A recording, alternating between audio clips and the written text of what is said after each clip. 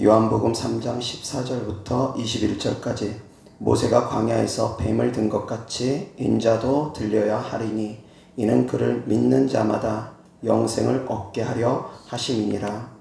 하나님이 세상을 이처럼 사랑하사 독생자를 주셨으니 이는 그를 믿는 자마다 멸망하지 않고 영생을 얻게 하려 하심이라. 하나님이 그 아들을 세상에 보내신 것은 세상을 심판하려 하심이 아니요 그로 말미암아 세상이 구원을 받게 하려 하심이라. 그를 믿는 자는 심판을 받지 아니하는 것이요 믿지 아니하는 자는 하나님의 독생자의 이름을 믿지 아니하므로 벌써 심판을 받은 것이니라. 그 정죄는 이것이니 곧 빛이 세상에 왔으되 사람들이 자기 행위가 악함으로 빛보다 어둠을 더 사랑한 것이니라. 악을 행하는 자마다 빛을 미워하여 빛으로 오지 아니하나니 이는 그 행위가 드러날까 하며 진리를 따르는 자는 빛으로 오나니 이는 그 행위가 하나님 안에서 행한 것임을 나타내려 함이라. 아멘. 요한복음 3장 16절 다같이 시작. 하나님이 세상을 이처럼 사랑하사 독생자를 주셨으니 이는 그를 믿는 자마다 멸망하지 않고 영생을 얻게 하려 하심이니라. 아멘. 보지 말고 시작.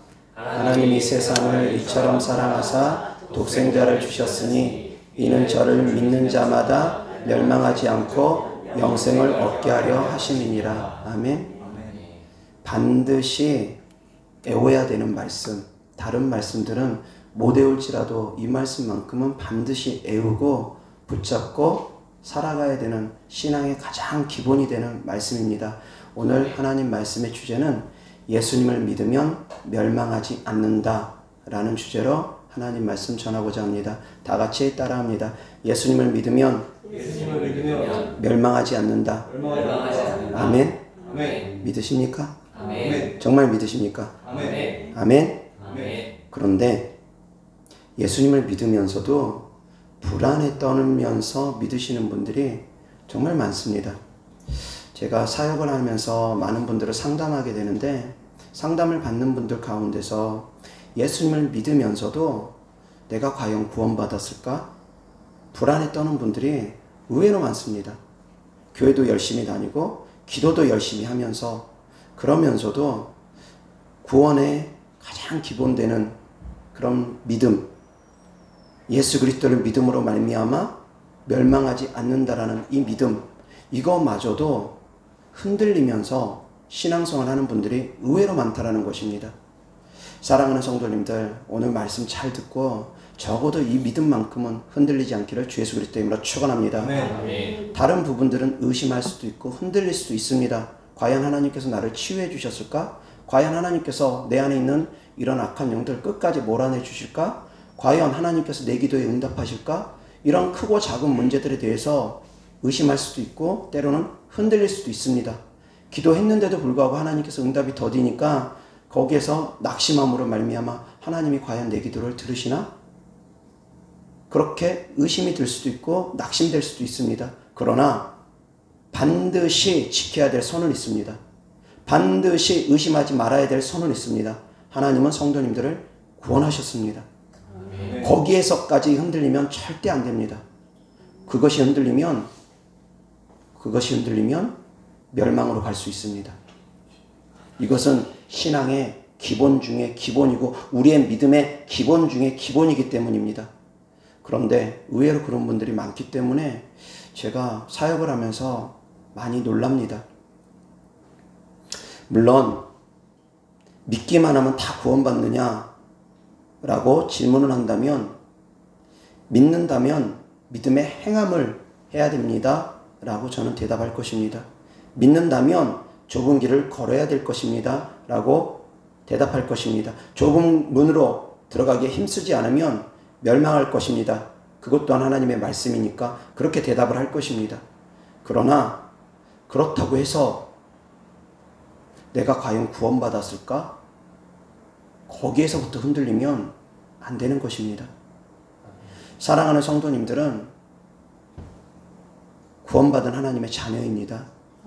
예수님께서 십자가에 못 박힌 이유 성도님들을 구원하시기 위함이었다라는 것 믿으시기 바랍니다. 다른 사람 구원하기 위함이 아닙니다. 나를 구원하기 위함입니다. 항상 그 믿음을 가지시기 바랍니다. 하나님은 모든 인류의 하나님이고 모든 만물의 하나님이니까 저 사람은 구원했을지 모르지만 나는 구원하지 않은 것 같아. 그런 의심 버리시기 바랍니다. 하나님은 나의 하나님이십니다. 항상 하나님은 나의 하나님이십니다. 우리의 하나님 되시기도 하지만 나의 하나님으로부터 시작된다라는 것 잊지 않으시기 바랍니다. 우리의 하나님은 그 다음입니다. 나의 하나님이 먼저입니다. 내 이웃을 사랑하는 것 중요합니다. 내 이웃을 내 몸처럼 사랑하는 것 중요합니다. 그러나 나의 하나님을 먼저 찾아서 내가 먼저 하나님을 사랑해야 됩니다. 내 이웃을 먼저 사랑하는 것이 아니라 내가 먼저 하나님을 사랑해야 됩니다. 내가 먼저 하나님께 사랑을 받아야 됩니다. 이것이 먼저입니다. 하나님과의 관계, 내가 먼저 맺어져야 됩니다. 사랑하는 성도님들 명심하시기 바랍니다. 하나님은 성도님들을 구원하기 위해서 십자가에 못 박혀 죽으시고 부활하셨습니다. 다른 누구도 아닙니다. 나 때문입니다. 나 때문에 예수님은 십자가에 못 박혀 죽으시고 부활하셨다라는 것입니다. 나의 죄 때문에, 나의 죄값을 대신 짊어지시기 위해서 과거의 죄, 현재의 죄, 미래의 죄까지 주님은 감당하셨습니다. 그 사실을 믿는 사람은 그 사실을 믿고서 주님의 긍휼하심 가운데 들어간 사람은 구원받을 것이고, 그 사실을 믿지 않는 사람, 그리고 그 사실을 믿는다 할지라도 자기 의로 때로는 십자가의 은혜를 짓밟으면서, 구원의 은혜를 짓밟으면서 넓은 문으로 들어가고자 하는 사람들은 구원받기 어려울 것입니다. 구원은 우리의 믿음으로 이루어지는 것은 맞습니다.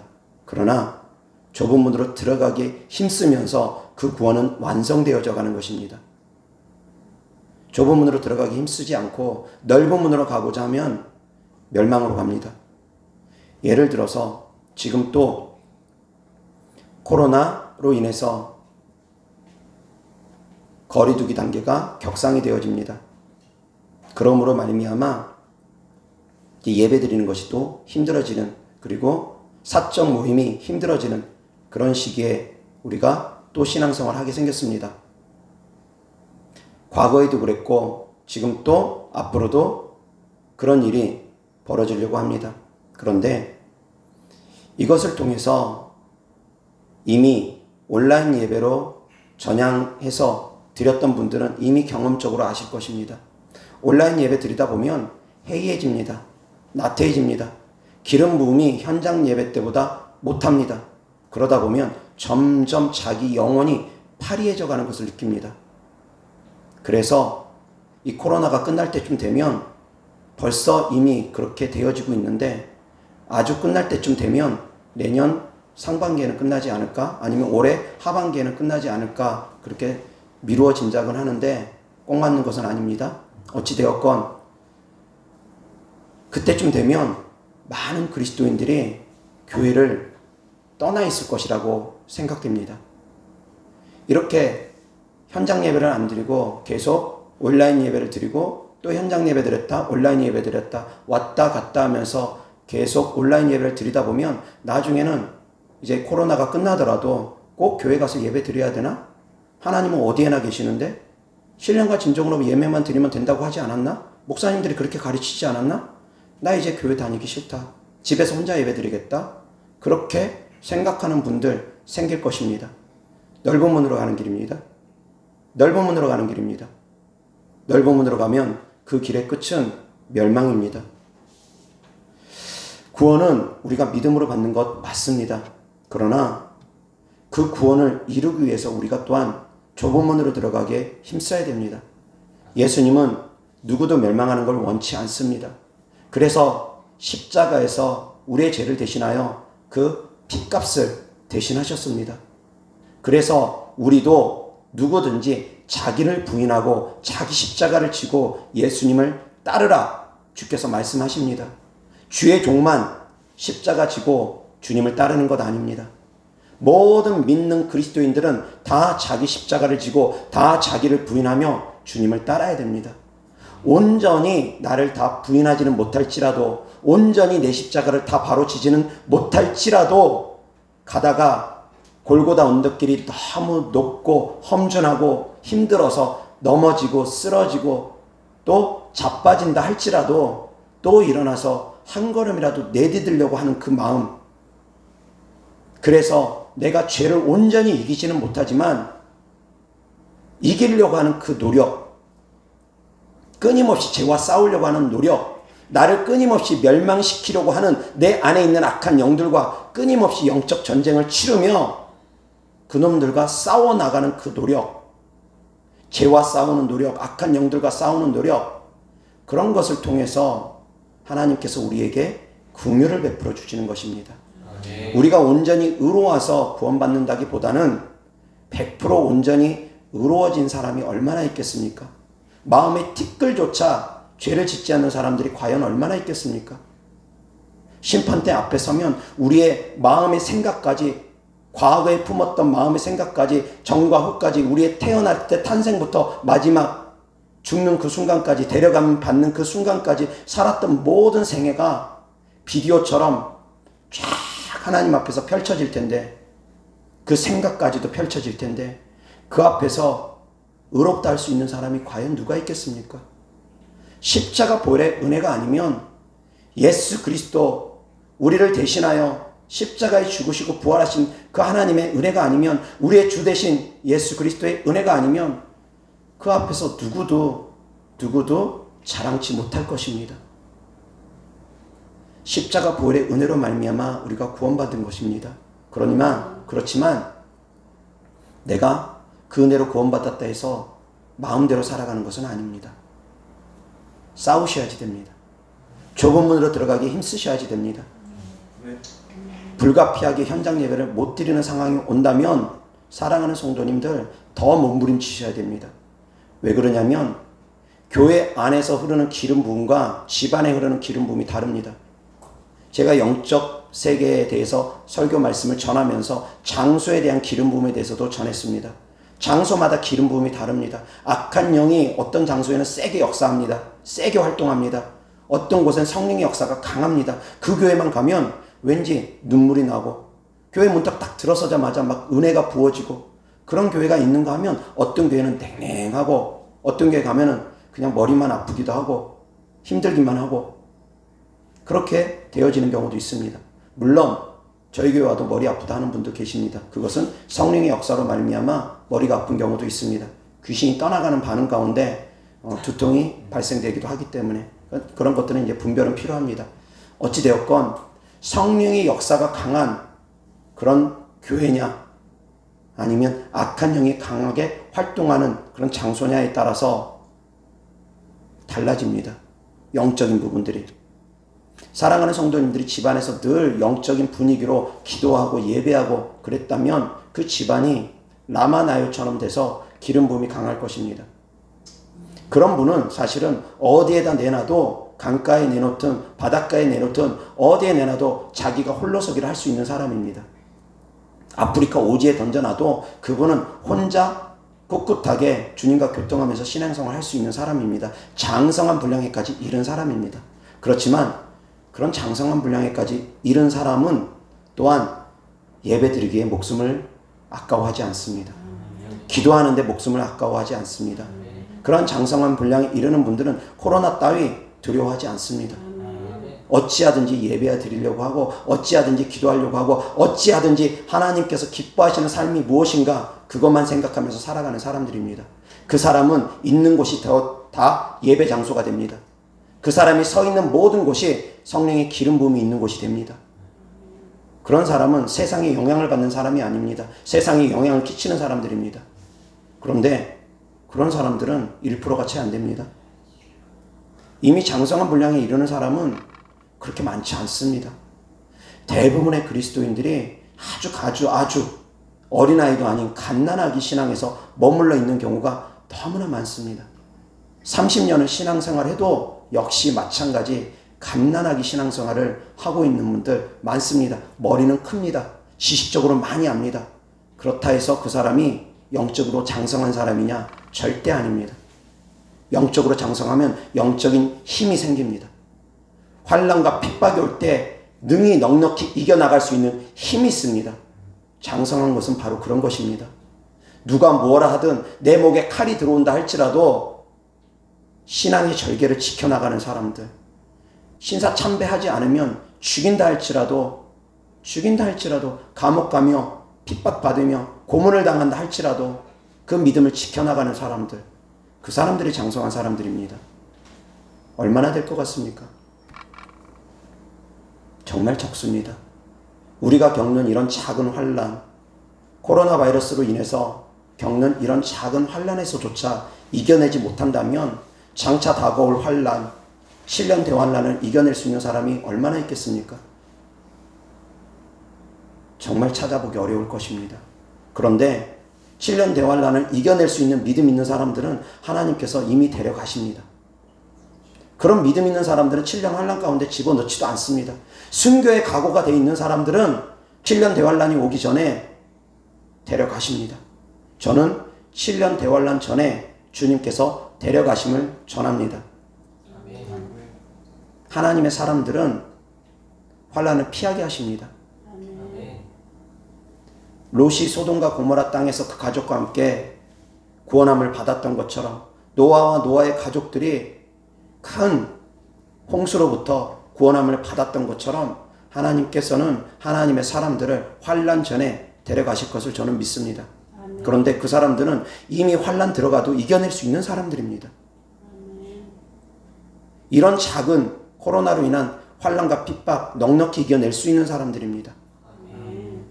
하나님은 누구도 멸망이 되는 것을 원하지 않습니다. 누구도 지옥 가는 것을 원하지 않습니다. 그러나 사랑하는 성도님들이 싸우셔야지 됩니다. 그냥 가만히 앉아 있는다고 믿음이 자라나는 것 절대 아닙니다. 어렵고 힘들 때 돌파하는 사람들이 믿음이 자라납니다. 환난이 왔을 때, 핍박이 왔을 때 그것을 돌파하면서 이겨내는 사람들이 믿음이 자라납니다.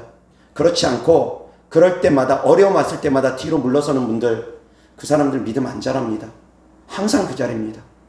항상 그 자리입니다. 사랑하는 성도님들, 어떤 어려움이 온다 할지라도 하나님이 무엇을 기뻐하실지 그것부터 생각하고 행동할 수 있기를 주 예수 그리스도 이름으로 축원합니다. 이어서 하나님 말씀 보겠습니다.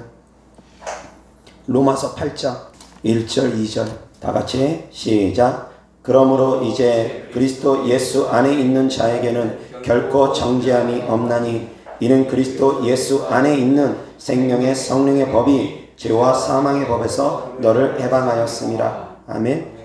그리스도 예수 안에 있는 사람들, 1절에서도 그리스도 예수 안에 있는 자라고 이야기하고 2절에서도 그리스도 예수 안에 있는 이라고 표현합니다.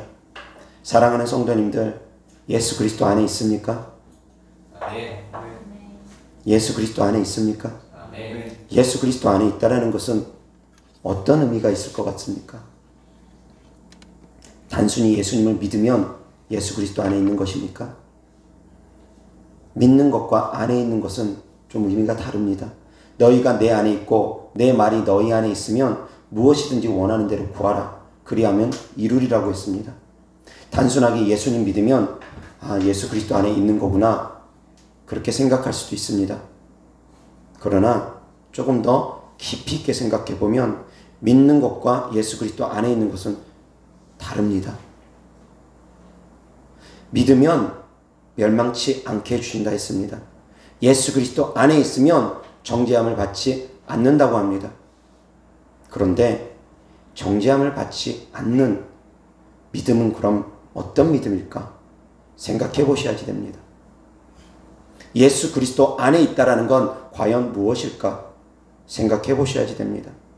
단순히 나 교회 다니니까 난 예수님 안에 있어. 단순히 나는 신앙 고백하니까 나는 구원받았어. 나는 예배 빼먹지 않고 다니니까 나는 구원받았어. 그렇게 생각할 수 있는 부분이 아닙니다. 사랑하는 성도님들은 예수 그리스도 안에 있습니까? 아멘. 아멘. 예수 그리스도 안에 있으셔야지 됩니다. 아멘. 예수님 안에 성도님들이 계셔야지 됩니다. 아멘. 예수 그리스도 안에 있다라는 것, 믿음 안에 있다라는 것 또한 의미되고 말씀 안에 있다라는 것 또한 의미됩니다. 이 믿음은 행함으로 완성되어집니다. 제가 회개에 대해서 3단계에 대해서 말씀을 전했습니다. 회개의 3단계 첫 번째 무엇입니까? 회개의 3단계 첫 번째 깨닫는 것, 인식하는 단계. 죄를 깨닫는 인식하는 단계. 말씀을 통해서 죄를 깨닫습니다. 말씀이 없으면 우리가 죄를 깨달을 수가 없습니다. 왜? 말씀이 죄라고 표현된 것들이 죄이기 때문에. 죄라고 명문화되어 있지 않으면 그것은 죄가 아닙니다. 죄라고 명문화되어 있으니까 그것이 죄인 것입니다. 말씀을 통해서 우리가 죄를 깨닫습니다. 성경에서 하지 마라, 해라. 하지 말라는 것을 하는 것이 죄고 하라는 것을 하지 않는 것이 죄가 되는 것입니다. 순종하라 하는데 순종하지 않는 것이 죄가 되는 것입니다. 첫 번째 죄에 대해서 깨닫는 것. 두 번째는 무엇입니까? 죄에 대해서 이제 마음에서부터 분리를 시키는 것. 죄를 미워하고 마음에서부터 배척하고 죄와 싸우는 것. 분리시키는 것. 그리고 세 번째는 무엇입니까? 죄를 몰아내는 것. 깨달았으면 마음에서부터 이제 싸웠으면 이제 죄를 몰아내야 됩니다. 행함으로 완성되어지는 것입니다. 믿음은 행함으로 완성되어집니다. 행함이 없는 믿음은 죽은 믿음이라고 했습니다. 다시 정리해서 예수님을 믿는다면 믿음의 행함을 해야 됩니다. 예수님이 내 안에 계신다는 걸 믿는다면 예수님 안에 있는 사람처럼 우리가 행해야 됩니다. 그러면 죄와 사망의 법이 우리를 삼키지 못합니다. 죄와 사망의 법이 우리를 끌고 가지 못합니다. 사랑하는 성도님들은 결코 정죄함을 받지 않으시기를 주 예수 그리스도 이름으로 축원합니다. 예수님을 믿으면서도 정죄감 속에 빠져 있는 분들 너무나 많습니다. 너무나 많은데 그 많은 것을 제가 다 기억을 못하니까 오늘 있었던 상담 전화 이야기만 간단히 전해드립니다. 이분도 예수님을 믿습니다. 끊임없이 기도 생활 하십니다. 그런데 마음에서 하나님을 대적하는 생각이 끊임없이 올라왔다라고 이야기하십니다. 그런데 그것을 이분이 대적하고 몰아내지 못했습니다. 바로 대적하고 몰아냈어야 되는데 바로 대적하고 몰아내지 못하고 이것이 자기 생각인 줄 아는 것입니다. 그러므로 말미암아 이분이 방언기도 하면서도 기쁨이 없고 내가 과연 구원받았을까? 끊임없이 절망을 합니다. 왜? 자기 안에서 하나님을 대적하는 생각이 올라오니까. 그런 생각을 내 생각으로 그대로 동의를 해버리면 구원받기는 어려울 것입니다. 하나님을 믿는다는 사람이 예수 그리스도 안에 있는다는 사람이 하나님을 아버지라 하고 하나님을 주님이라 하고 하나님을 하나님이라고 고백하는 사람들이 감히 어떻게 피조물이 창조주를 향해서 대적을 합니까? 있을 수 없는 일입니다. 그 상태로 계속 간다면 멸망될 것입니다. 그것은 자명한 사실입니다. 그러나 회개하고 돌이킨다면 회개하고 돌이키고 이제 그 생각을 줬던 악한 영을 몰아낸다면 싸운다면 이제 그 생각이 올 때마다 싸운다면 그 사람이 과연 지옥 가겠느냐 이겁니다. 아닙니다. 회개하고 돌이키면 하나님은 우리를 멸망하지 않습니다. 하다못해 성령 회방죄라 할지라도 평신도가 짓는 성령 회방죄는 또 다릅니다. 주의 종이 짓는 성령 회방죄는 용서함 받기가 더 어렵습니다. 왜? 많은 사람들에게 영향을 끼치기 때문에 많은 사람들을 구덩이에 빠뜨리기 때문에 주의 종이 성령 회방죄를 짓는 죄는 가볍지가 않습니다. 게다가 의도적으로 알면서 자기 욕심으로 인해서 그런 성령 회방죄를 졌다. 그 사람은 금세와 내세에도 사함받기가 어려울 것입니다. 그러나 평신도로서 주의 종이 그렇게 가르치니까 뭘 몰라서 그런 줄 알고 무지함으로 말미암아 짓는 성령 회방죄는 간절히 회개하면 그조차도 하나님께서 용서해 주십니다. 저 역시도 무지함으로 성령 해방죄를 지었던 적이 있습니다. 하나님이 쓰시는 종을 모르고서 방송을 하니까 제 상식으로 그것이 이해가 안 되니까 저도 전도하다가 친구한테 거기는 이단이야. 아무것도 모르면서 저도 새신자이면서 뭔 모르면서 그냥 전도의 여신 때문에 친구한테 전도하다가 제가 봤을 땐 그것이 이상했으니까 제가 봐도 그것은 이상했으니까 그러면서 친구 전도하면서 그냥 뱉었던 말이 나중에 예배 드리는데 목사님께서 딱 집어서 그 말씀을 하시더라고요. 누구 목사님을 이단이라고 하는 것이 바로 성령 해방죄다. 정확하게 딱 집어서 말씀을 하시더라고요. 그 순간 저는 큰 충격을 받았습니다. 정말 예수님을 잘 믿기 위해서 제 나름대로는 학업도 뒤로 하고 오직 주님만 찾아다니면서 그렇게 신앙생활을 했는데 지옥 간다는 소리를 들으니 청천벽력이었습니다. 더 이상 이제 삶의 의욕이 없습니다. 저한테는 그랬습니다. 분명히 하나님 살아계시는 것 같고 천국과 지옥이 있는 것을 분명히 믿었기 때문에 내가 이제 지옥 간다고 하니 더 이상 소망이 없구나. 마지막으로 그럼에도 불구하고 기도해보자. 그러면서 금식하면서 애통하면서 부르짖었습니다. 5일 동안 금식하면서 그때가 20살 때였던 것 같습니다. 20살, 21살. 금식하면서 주님, 제가 알고 그런 것 아닙니다. 주님, 제가 모르고 그랬습니다. 모르고 그랬으니 제발 주님 용서해 주십시오. 막 눈물을 찍어서라도 눈물이 안 나오면 눈물 찍어서라도 애통하면서 주여 살려주세요. 주님 제가 모르고 그랬습니다. 애통하며 기도했습니다. 그렇게 5일을 금식을 하니까 주께서 제 마음에 평안을 주시고 더 이상 회개가 안 나오게 하시고 아무리 회개하려고 해도 한 5일째쯤 되니까 이제 회개가 안 나오더라고요. 눈물 찍으려고 해도 안 되더라고요. 마음에 평안을 주면서 이제 하나님께서 나를 용서해 주셨구나 라는 것을 깊은 곳에서 깨닫게 하시고 그리고 기도원에서 만났던 한 자매가 있는데 그 자매가 환상이 열려서 제 머리 위에 천국 열쇠가 있는 것을 보게 하시고 그 자매에게 있는 능력이 있었는데 그 자매를 향해서 저를 향해서 기도해 주라 말씀을 주심으로 말미암아 저를 향해서 손을 얹게 되는데 능력이 저에게 쑥 들어오는 것을 그렇게 경험하게 하시고 그리고 제 눈에서 불꽃 같은 그런 레이저 같은 것이 나가는 것을 영안이 열려서 본 것이 아니라 느낌으로 내 몸이 느끼게 하시더라고요. 눈에서 막 레이저 같은 것이 나가는 것이 몸으로 느껴지더라고요. 그런 것을 느끼게 하심으로 말미암아 그때 능력을 하나님께서 선물로 주셨습니다. 죄 용서해 줬을 뿐만이 아니라 플러스로 덤으로 하나님께서 능력까지 천국에 대한 약속까지 천국 열쇠까지 저에게 같이 주셨습니다. 구하지 않은 것까지 주님은 주셨습니다. 평신도가 짓는 성령 회방죄, 모르고서 무지해서 짓는 회방죄, 그것조차도 하나님께서 용서해 주시는 것을 제가 직접 경험했습니다. 성령 회방죄까지 용서해 주는 주님이신데 무슨 죄를 용서하지 않으시겠습니까? 우리가 회개하고 돌이킨다면. 물론 성경적인 기록은 성령 회방죄는 금세와 내세에 사함이 없습니다. 그러나 모르고 지은 것, 무지해서 지은 것은 다르다라는 것입니다. 알고서 짓는 죄와 모르고서 짓는 죄는 다르다라는 것입니다. 종교 지도자로서 짓는 죄와 평신도가 짓는 죄는 다르다라는 것입니다. 그래서 많이 선생되는 것이 꼭 좋은 것은 아닙니다. 하나님은 우리가 누구도 멸망하는 것을 원치 않습니다. 그래서 그 성도님 상담해 주면서 회개해라.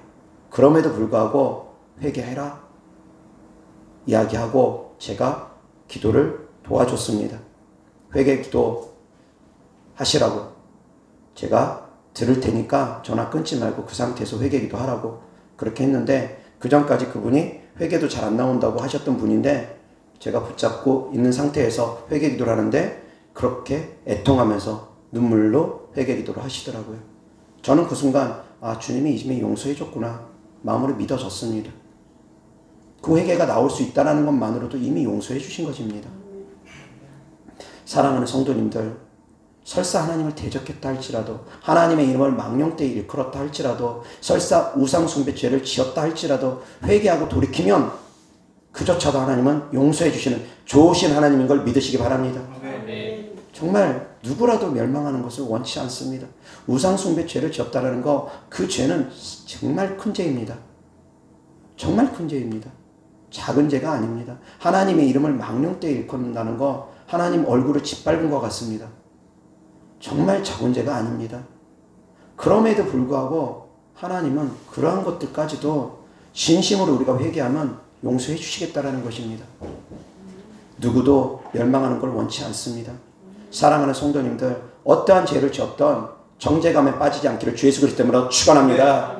정죄감을 받는 것이 아니라 그것을 통해서 내가 회개하고 하나님께 나아가야 된다. 하나님께 돌아가야 된다. 그것을 깨달으시기를 바랍니다. 죄가 클수록 더 하나님께 나아갈 수 있기를 주 예수 그리스도 이름으로 축원합니다.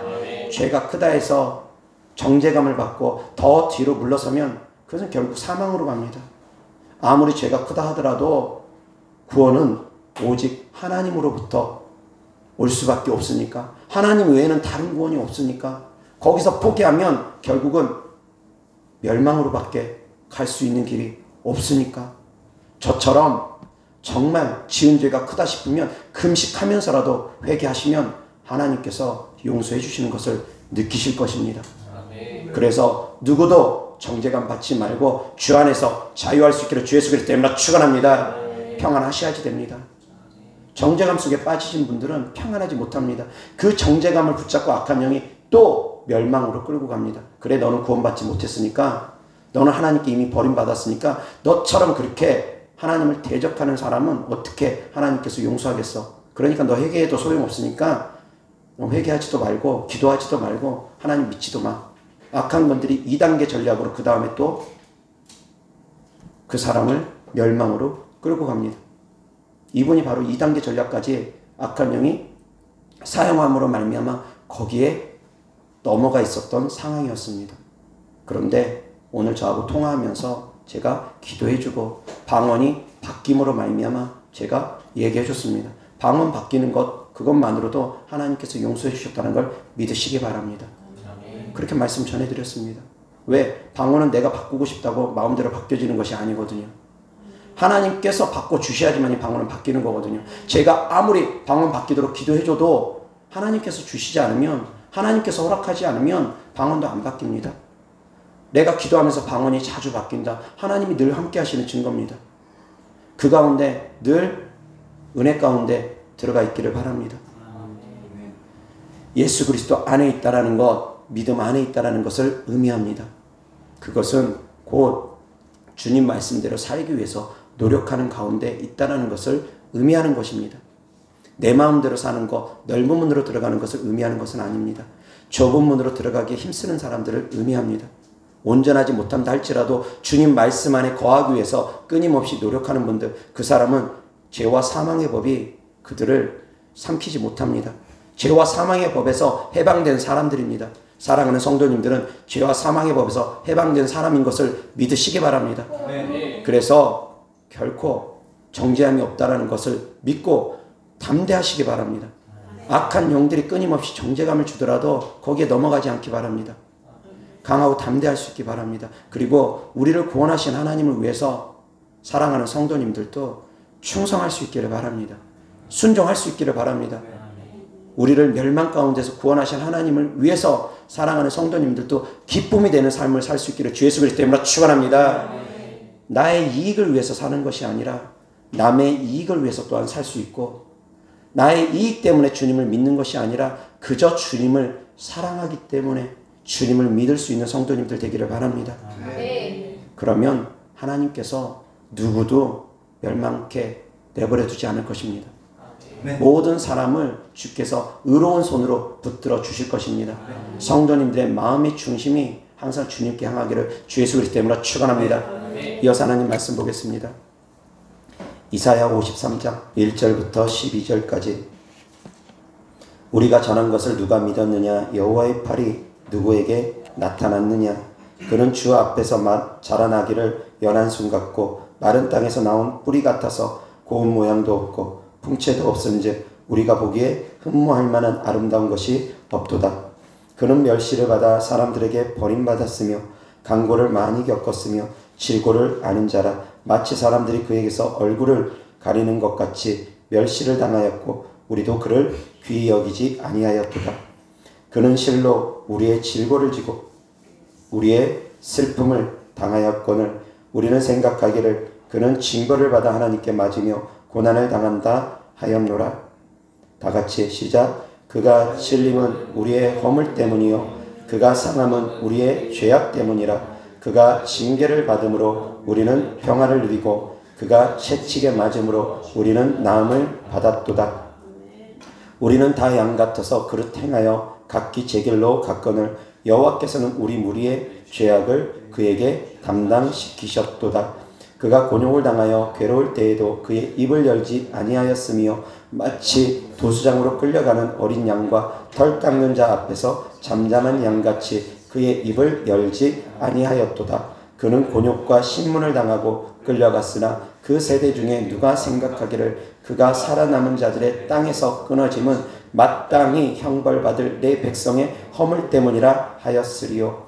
그는 강포를 행하지 아니하였고 그의 입에 거짓이 없었으나 그의 무덤이 악인들과 함께 있었으며 그가 죽은 후에 부자와 함께 있었도다. 여호와께서 그에게 상함을 받게 하시기를 원하사 질고를 당하게 하셨은즉 그의 영혼을 속건 제물로 드리기에 이르면 그가 씨를 보게 되며 그의 날은 길 것이요 또 그의 손으로 여호와께서 기뻐하시는 뜻을 성취하리로다. 그가 자기 영혼에 수고한 것을 보고 만족하게 여길 것이라. 나의 의로운 종이 자기 지식으로 많은 사람을 의롭게 하며 또 그들의 죄악을 친히 담당하리로다. 그러므로 내가 그에게 존귀한 자와 함께 몫을 받게 하며 강한 자와 함께 탈취한 것을 나누게 하리니 이는 그가 자기 영혼을 버려 사망에 이르게 하며 범죄자 중 하나로 헤아림을 받았음이니라. 그러나 그가 많은 사람의 죄를 담당하며 범죄자를 위하여 기도하였느니라. 아멘. 우리를 위하여 우리의 죄를 위하여 우리의 죄를 감당하시고 우리를 위해서 기도해 주신 주님께서 누구도 멸망하는 걸 원치 않습니다.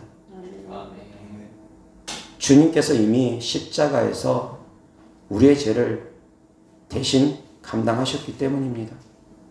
누구라도 예수 그리스도를 믿으면 결코 정죄함을 받지 않습니다. 결코 멸망하지 않습니다. 예수님은 생명을 주고 더 풍성히 주기 위해서 이 땅에 오셨습니다. 그러나 악한 영들은 멸망하고 죽이고 빼앗기 위해서 이 땅에 왔습니다. 죽이고 빼앗고 멸망하는 것, 도적질하고 멸망하기 하기 위해서 하고 사망을 가져오는 것, 죽이고 도적질하고 멸망시키는 것, 그것이 악한 영들이 하는 소행입니다. 사랑하는 성도님들은 그래서 악한 영들을 몰아내야 됩니다. 성도님들이 생명으로 가는 길을 그것들이 끊임없이 가로막습니다. 끊임없이 생명으로 가는 길 가운데 올무를 놓고 함정을 파서 멸망으로 빠뜨리려고 합니다. 그래서 성도님들 분별하시며 싸워서 이기셔야지 됩니다. 분별하지 못하면 속기 시작하면 구덩이에 빠집니다. 작은 구덩이에 빠진 사람이 또 큰 구덩이에도 빠질 수 있습니다. 작은 구덩이든 큰 구덩이든 빠지지 않기 위해서 늘 분별할 수 있기를 바랍니다. 하나님은 누구도 멸망하는 걸 원치 않습니다. 그런데 왜 악한 영들을 이 땅에 풀어놓으셨느냐? 그것은 성도님들의 마음을, 믿음을 보기 위함이기도 하십니다. 언제든지 주님은 도와줄 준비를 하고 계십니다. 언제든지 주님은 손 내밀고 계십니다. 성도님들이 그 손만 잡으면 되는 것입니다. 그런데 주님의 도우심의 손을 본인들이 붙잡지 않으면서, 온전히 붙잡지 않으면서 자꾸 주님을 향해서 원망을 하는 분들 계십니다. 어리석은 행동들입니다. 주님의 손을 꼭 붙잡으시기 바랍니다. 아멘. 주님은 이미 우리를 도와주시기 위해서 손 내밀고 계시는 분이라는 것입니다. 내가 그 손을 붙잡으면 됩니다.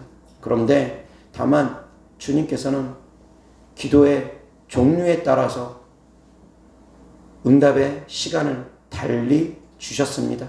기도의 분량을 다르게 두셨습니다. 그래서 어떠한 것은 많이 기도해야 되고 어떠한 것은 적게 기도해도 됩니다. 귀신들이 많이 들려 있을수록 더 많은 영적 전쟁을 치러야 됩니다. 100만 원 벌기 위해서 노력하는 것과 1000만 원 벌기 위해서 노력하는 것은 다릅니다. 100만 원을 구하는 기도와 1000만 원을 구하는 기도는 다를 수밖에 없습니다. 감기를 치료받는 것과 암을 치료받는 것은 다릅니다. 한 놈, 두 놈 쫓는 것과 10놈, 20놈 쫓는 것은 다릅니다. 그것을 아시고 사랑하는 성도님들이 좌절하지 않고 끝까지 승리할 수 있기를 주 예수 그리스도 이름으로 축원합니다. 하나님은 그래서 누구도 멸망하는 것을 원치 않습니다. 이어서 하나님 말씀 보겠습니다. 스가랴 1장 3절 다같이 시작. 그러므로 너는 그들에게 말하기를 만군의 여호와께서 이처럼 이르시되 너희는 내게로 돌아오라. 만군의 여호와의 말이니라. 그리하면 내가 너희에게로 돌아가리라. 만군의 여호와의 말이니라. 아멘. 하나님께 돌아오라는 것입니다. 하나님께 돌아오면 하나님의 마음도 우리를 향해서 다시 돌아온다라는 것입니다. 죄 때문에 하나님과 멀어졌던 분들 돌아오셔야지 됩니다. 그러면 하나님께서는 우리를 다시금 회복시켜 주실 것입니다. 죄로 인해서 하나님과 단절된 분들 계십니다. 그 죄가 적으면은 단절까지는 안 되질 수 있지만 죄가 너무 크면 하나님과의 관계가 단절되어지기도 합니다. 그러면 간절히 회개하며 돌아가야 됩니다. 간절히 회개하며 돌아가야 됩니다. 사람들도 그렇습니다. 작은 잘못을 하면 그래 그 정도는 이해하지 그러며 쉽게 용서해 줍니다. 그런데 그 잘못이 너무 크면 쉽게 용서는 안 됩니다. 시간이 경과돼야 됩니다. 사람의 마음도 그렇습니다. 그런데 하나님은 우리를 향해서 70번에 7번씩도 용서해 주신다고 했습니다. 구약시대의 하나님, 신약시대의 하나님 또 다릅니다. 구약시대에 우리를 향해서 사랑과 인애를 베풀어 주신 하나님, 예수 그리스도로 말미암아 우리에게 사랑과 긍휼을 베풀어 주신 하나님 또 다릅니다. 예수 그리스도로 말미암아 하나님은 우리를 70번에 7번씩이라도 용서해 주신 하나님으로 그냥 언제든지 하나님께로만 돌아오면 용서해 주시겠다는 것입니다. 더 큰 사랑으로 우리를 바라보십니다. 무엇과 같으냐면 노아의 방주와도 같습니다. 노아의 방주 사건 전에는 하나님께서 진노하셨습니다. 인간의 죄악으로 말미암아 인간 지었음을 한탄하시기까지 하시면서 물로써 그들을 심판하셨습니다. 그러나 노아의 방주 후에는 하나님께서 후회하셨습니다. 그리고서 다시는 내가 너희를 물로써 심판하지 않으리라 그러면서 스스로 무지개 언약을 인간에게 보여주시면서 하나님께서 스스로 약속을 해주신 것입니다. 그처럼 하나님께서 더 큰 은혜를 노아의 방주 후에는 우리에게 베풀어 주셨습니다. 쉽게 인간을 멸망시키지 않으실 것이라는 것입니다. 그런데 예수님이 오신 이후부터는 더 큰 은혜를 우리에게 주십니다. 누구도 멸망하는 것을 원치 않는다라는 것입니다. 예수 그리스도만 믿으면, 예수 그리스도만 믿고 그 안에만 거하면, 그 안에 거하기 위해서 좁은 문 들어가기만 힘쓰면 설사 죄를 다 끊어버리지 못했다 할지라도 하나님께서 긍휼하심으로 긍휼한 심판을 우리에게 베풀어 주시겠다라는 것입니다. 좁은 문 들어가기 힘쓸 때, 주님 안에 있을 때, 그가 찔림은 우리의 허물을 인함이라고 했습니다. 그가 상함은 우리의 죄악을 인함이라 했습니다. 예수님께서 상하고 찢긴 것, 예수님께서 채찍 맞은 것 다 우리의 죄악 때문이라는 것입니다. 이미 주님께서 다 대가를 지불했습니다. 그렇기 때문에 우리는 그 대가를 지불한 주님을 바라보면 됩니다. 장대에 높이 달린 예수 그리스도를 바라보면 됩니다. 모세가 장대 위에 놋뱀을 만들어서 장대 위에 높이 달았습니다. 불뱀에 물린 사람들, 독사에 물린 사람들이 그 놋뱀만 쳐다보면, 장대에 달린 놋뱀만 쳐다보면 그 사람이 어떤 죄를 지었던, 과거에 하나님을 원망했건 원망하지 않았건 상관없이 다 구원함을 받았습니다. 그것이 바로 십자가의 사랑입니다. 예수님만 바라보면 된다라는 것입니다. 나의 죄를 대신하여 십자가에 못 박혀 죽으신 예수님만 바라보면 된다는 것입니다. 사랑하는 성도님들, 이 최소한의 믿음은 흔들리지 않기 바랍니다. 여기에서는 흔들리면 안 됩니다. 이것은 기본 중에 기본이기 때문입니다. 아무리 성도님들이 어려운 가운데 있다 할지라도, 아무리 절망되고 낙심되는 일이 있는다 할지라도, 그럼에도 불구하고 하나님은 나의 구원자 되신 하나님이라는 것 믿으시기 바랍니다. 그러나 더욱더 큰 믿음은 하나님은 나의 구원자 되실 뿐만이 아니라 나의 치유자 되신 하나님도 믿으시기 바라고, 또한 나를 자유케 하신 하나님도 믿으시기 바라고, 하나님께서 나의 저주까지 감당하셨다는 것 또한 믿을 수 있기를 주 예수 그리스도 때문에 축원합니다. 모든 것을 다 믿을 수 있기를 바랍니다. 종합 선물 세트와 같습니다. 그래서 성도님들은 아프지 말아야 됩니다. 아프지 않는 것이 당연한 권리입니다. 귀신에게 속박당하지 않으셔야지 됩니다. 당연한 권리입니다. 또한 가난하고 병과 저주로 말미암아 힘들게 사는 삶, 그것 또한 하나님께서 원하지 않습니다. 욕과 같은 고난은 아무에게나 있는 것 아닙니다. 사랑하는 성도님들의 저주까지도 주님은 감당하셨습니다. 사랑하는 성도님들의 가난까지도 주님은 감당하셨습니다. 그 모든 것들을 믿으실 수 있기를 바랍니다. 그래서 주 안에서 자유하고 하나님의 자녀된 권세와 능력이 나타남으로 말미암아 이 땅에서도 천국의 열쇠를 소유하고, 그것으로 말미암아 하늘의 문을 열고 닫을 수 있는 성도님들 되기를 주 예수 그리스도 이름으로 축원합니다. 이어서 하나님 말씀 보겠습니다. 요나서 3장 1절부터 10절까지. 여호와의 말씀이 두 번째로 요나에게 임하니라. 이르시되 일어나 저 큰 성읍 니느웨로 가서 내가 내게 명한 바를 그들에게 선포하라 하신지라. 요나가 여호와의 말씀대로 일어나서 니느웨로 가니라. 니느웨는 사흘 길을 걸을 만큼 하나님 앞에 큰 성읍이더라. 사흘 동안 걸을 만큼 큰 성읍. 4절. 요나가 그 성읍에 들어가서 하루 동안 다니며 외쳐 이르되, 하루 동안 다니며 외쳐 이르되 40일이 지나면 니느웨가 무너지리라 하였더니, 니느웨 사람들이 하나님을 믿고 금식을 선포하고 높고 낮은 자를 막론하고 굵은 베옷을 입은지라. 그 일이 니느웨 왕에게 들림에 왕이 보좌에서 일어나 왕복을 벗고 굵은 베옷을 입고 제 위에 앉으니라. 왕과 그의 대신들이 조서를 내려 니느웨에 선포하여 이르되, 사람이나 짐승이나 소떼나 양떼나 아무것도 입에 대지 말지니 곧 먹지도 말 것이요 물도 마시지 말 것이며, 사람이든지 짐승이든지 다 굵은 베옷을 입을 것이요 힘써 하나님께 부르짖을 것이며, 각기 악한 길과 손으로 행한 강포에서 떠날 것이라. 하나님이 뜻을 돌이키시고 그 진노를 그치사 우리가 멸망하지 않게 하시리라. 그렇지 않을 줄을 누가 알겠느냐 한지라. 하나님이 그들이 행한 것 곧 그 악한 길에서 돌이켜 떠난 것을 보시고 하나님이 뜻을 돌이키사 그들에게 내리리라고 말씀하신 재앙을 내리지 아니하시니라. 아멘. 아멘. 니느웨 성은 큰 성이라 사흘 동안 길을 가야지만이 그 성을 돌 수 있다고 합니다. 그런데 요나는 하루 동안 회개를 선포했습니다. 다시 이야기해서 성 구석구석 돌아다니면서 선포한 것도 아닙니다. 하루 동안 선포했습니다. 요나는 니느웨로 가기를 싫어했습니다. 왜? 니느웨는 아수르의 수도입니다. 아수르는 이스라엘과 원수지간입니다. 아수르는 끊임없이 이스라엘 백성들을 침략해서 빼앗아갔습니다. 약탈을 끊임없이 해왔습니다.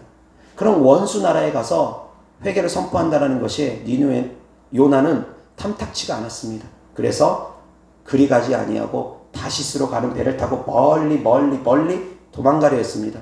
그런 가운데 풍랑을 만나고, 그러는 가운데 바다에 던져지고, 그러는 가운데 물고기가 요나를 삼키고, 그 물고기 뱃속에서 요나가 비로소 하나님께 회개를 합니다.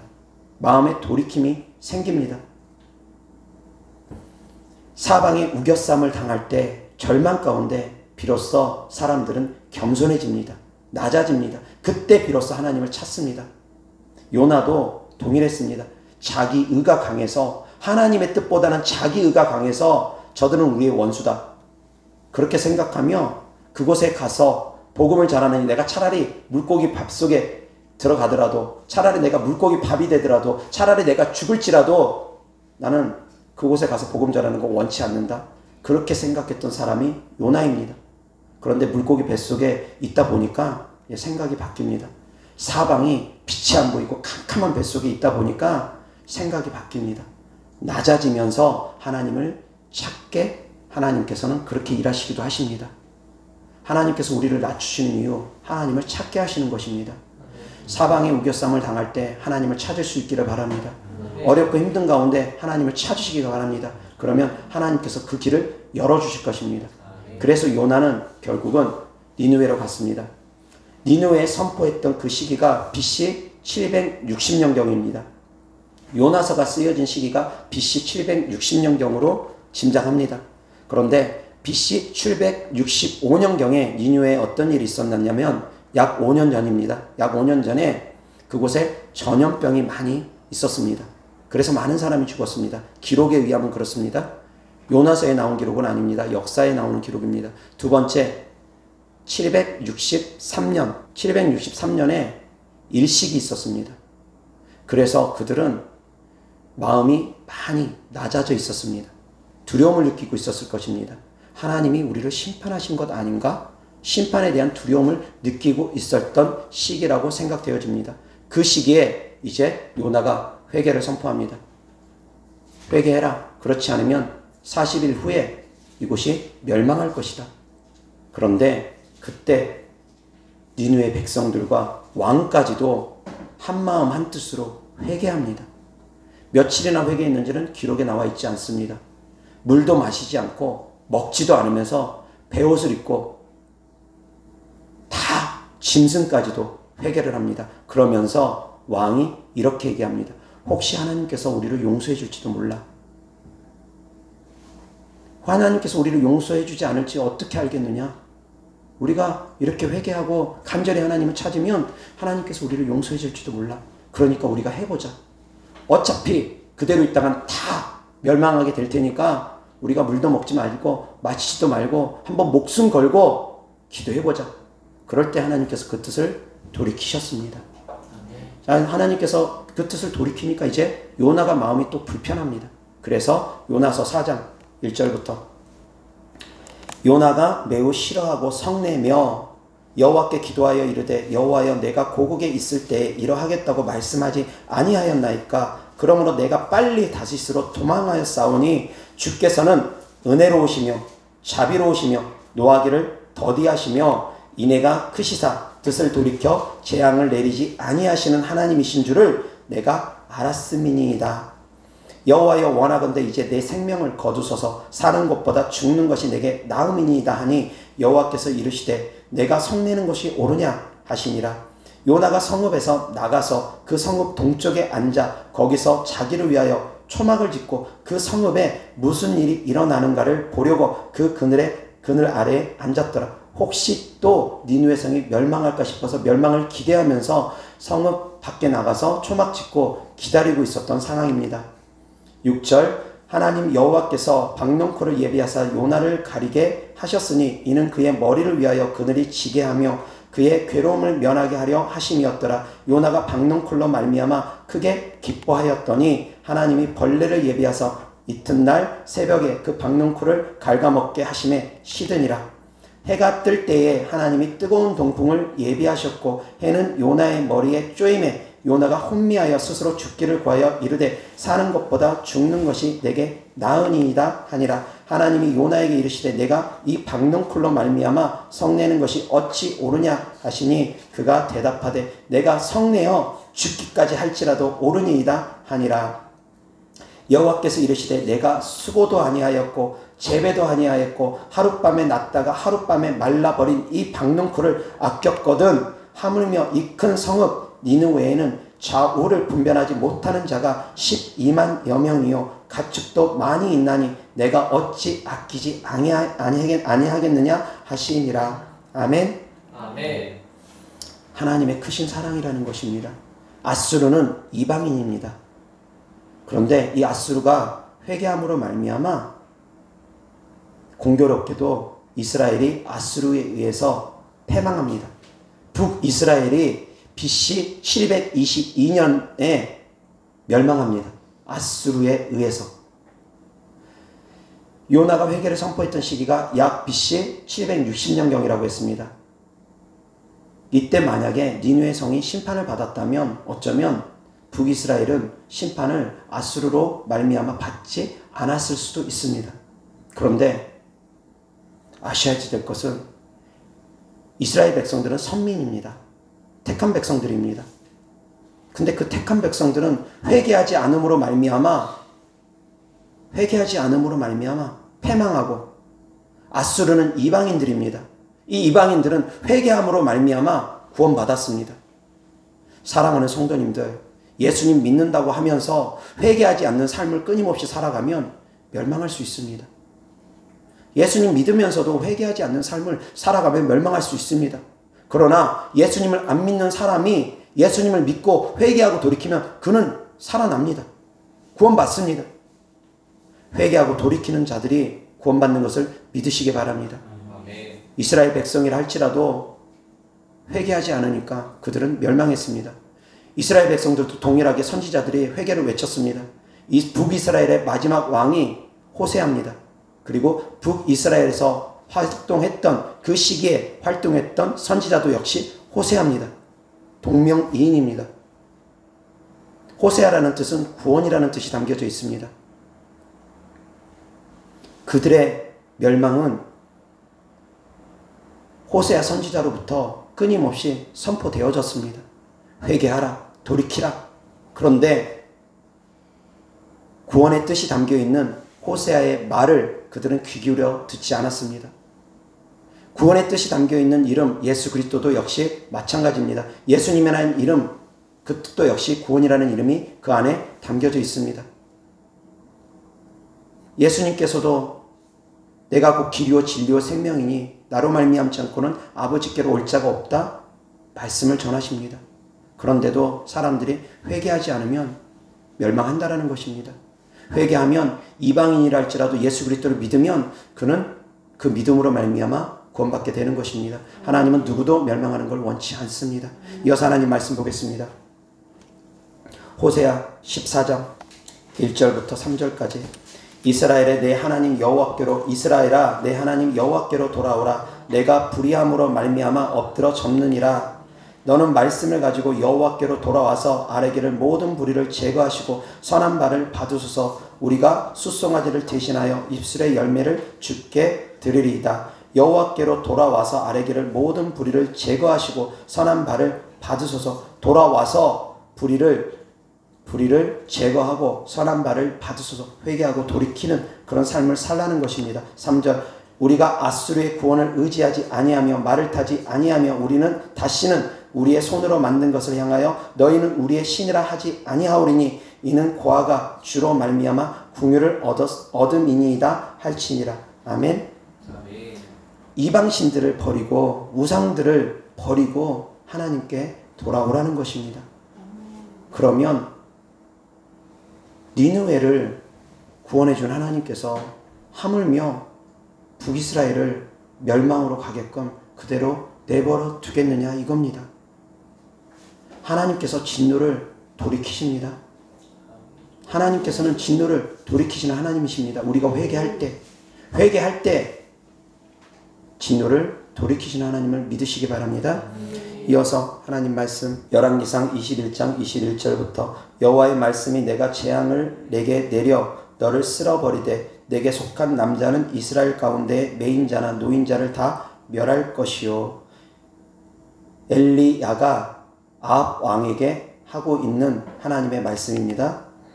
또 내 집이 느밧의 아들 여로보암의 집처럼 되게 하고 아이야의 아들 바하사의 집처럼 되게 하리니 이는 내가 나를 노하게 하고 이스라엘이 범죄하게 한 까닭이니라 하셨고, 이세벨에게 대하여도 여호와께서 말씀하여 이르시되 개들이 이스르엘 성읍 곁에서 이세벨을 먹을지라.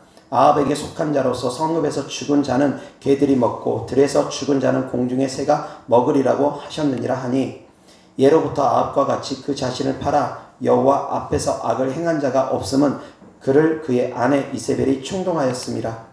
그가 여호와께서 이스라엘 자손 앞에서 쫓아내신 아모리 사람의 모든 행함같이 우상에게 복종하여 심히 가증하게 행하였더라. 아합이 이 모든 말씀을 들을 때에 그의 옷을 찢고 굵은 배로 몸을 동이고 금식하고 굵은 배에 누우며 또 풀이 죽어 다니더라. 여호와의 말씀이 디셉 사람 엘리야에게 임하여 이르시되 아합이 내 앞에서 겸비함을 내가 보느냐. 그가 내 앞에서 겸비함으로 내가 재앙을 저의 시대에는 내리지 아니하고 그 아들의 시대에야 그의 집에 재앙을 내리리라 하셨더라. 아멘. 아합 왕은 악한 왕 중에 악한 왕입니다. 그럼에도 불구하고 아합 왕이 회개하니까 이 아합 왕조차도 하나님께서 내리고자 한 그 재앙을 그 집안에 아합 왕과 그 집안에 내리고자 한 재앙을 잠시 보류해 주겠다라는 것입니다. 근데 아합 왕이 죽고 그 집안 사람들이 또 만약에 회개를 했다면 아마도 그 재앙은 또 보류가 됐을 수도 있을 것입니다. 회개가 곧 하나님의 마음을 돌이키는 열쇠입니다. 사랑하는 성도님들, 죄 때문에 두려워하지 말고 회개하시기 바랍니다. 죄악이 아무리 크다 할지라도 그로 인해서 정죄감 받지 마시고 회개하고 돌이키시기 바랍니다. 그러면 하나님께서는 우리를 구원하신 하나님인 걸 믿으시기 바랍니다. 이어서 하나님 말씀 마태복음 3장 7절부터 11절까지 요한이 많은 바리새인들과 사두개인들이 세례 베푸는 데로 오는 것을 보고 이르되 독사의 자식들아 누가 너희를 가르쳐 임박한 진노를 피하라 하더냐. 그러므로 회개에 합당한 열매를 맺고 속으로 아브라함이 우리 조상이라고 생각하지 말라. 내가 너희에게 이르노니 하나님이 능히 이 돌들로도 아브라함이 자손이 되게 하시리라. 이미 도끼가 나무 뿌리에 놓였으니 좋은 열매를 맺지 아니하는 나무마다 찍혀 불에 던져지리라. 나는 너희로 회개하게 하기 위하여 물로 세례를 베풀거니와 내 뒤에 오시는 이는 나보다 능력이 많으시니 나는 그의 신을 들기도 감당하지 못하겠노라. 그는 성령과 불로 너희에게 세례를 베푸실 것이요. 아멘. 아멘. 회개하고 돌이키시면 하나님께서 우리를 구원하여 주실 것입니다. 멸망하지 않게 하실 것입니다. 아브라함의 자손이라고 자랑하지 말고 예수님 믿는다고 자랑하지 말고 회개하고 돌이키시기 바랍니다. 아무리 예수님을 믿어도 회개하고 돌이키지 않으면 멸망으로 갈 수도 있습니다. 그 죄가 크면 멸망으로 갈 수도 있습니다. 항상 주님 안에 있기를 바랍니다. 항상 좁은 문으로 들어가기에 힘쓰기 바랍니다. 좁은 문으로 들어가기에 힘쓰면 하나님께서 긍휼함으로 우리를 바라보시며 긍휼한 심판으로 우리를 심판하실 것입니다. 하나님의 사랑으로 우리를 심판하실 것입니다. 그래서 늘 좁은 문으로 들어가기에 힘쓰기 바랍니다. 70번에 7번 죄를 짓는다 할지라도 70번에 7번 회개하며 하나님께 나아갈 수 있기를 주 예수 그리스도 이름으로 축원합니다. 그러면 하나님께서 우리를 멸망하지 않고 우리를 구원해 주실 것입니다. 우리가 의로워서 구원받는 것이 아니라 우리가 노력하고 힘쓸 때, 좁은 문으로 들어가기 힘쓸 때 하나님께서 우리에게 긍휼함으로 우리를 구원해 주신다는 것 믿으시기 바랍니다. 기도하겠습니다. 좋으신 아버지 하나님 감사합니다. 예수 그리스도 안에서는 결코 정죄함이 없고 예수 그리스도 안에서는 죄와 사망의 법이 해방되고 예수 그리스도 안에서는 생명의 법이 우리를 사로잡는다는 것을 기억하며 마음에 새기며 늘 주님의 긍휼한 가운데 우리가 들어갈 수 있도록 좁은 문으로 들어가기에 힘쓰는 성도들 되게 하여 주시옵소서. 악한 자라 할지라도 돌이키면 용서해 주시는 하나님, 그 크신 하나님의 사랑을 전했습니다. 사랑하는 성도님들, 악한 영들에게 속아서 정죄감 받으며 하나님과 멀어지는 성도들 생기지 않고 그럴수록 더욱더 하나님께 나아가고 그럴수록 더욱더 하나님의 크신 사랑 가운데 들어가서 누구도 하나님과 멀어지지 않고 더욱더 하나님께 가까이 가고 돌아갈 수 있도록 여호와께로 돌아갈 수 있도록 주님께서 이 말씀을 듣는 사랑하는 성도님들 듣고 깨달을 수 있는 눈과 귀를 열어주시고 깨달을 수 있는 마음을 열어주셔서 다 주님께로 돌아감으로 말미암아 누구도 멸망치 않게 하여 주시옵소서. 주님께 드려진 예물을 축복합니다. 주님께 드려진 마음이고 믿음이고 헌신이오니 주께서 기뻐 받으시고 30배, 60배, 100배 심은 대로 열매 맺게 하여 주시옵소서. 우리 주 예수 그리스도의 이름으로 축복하며 기도드렸습니다. 아멘.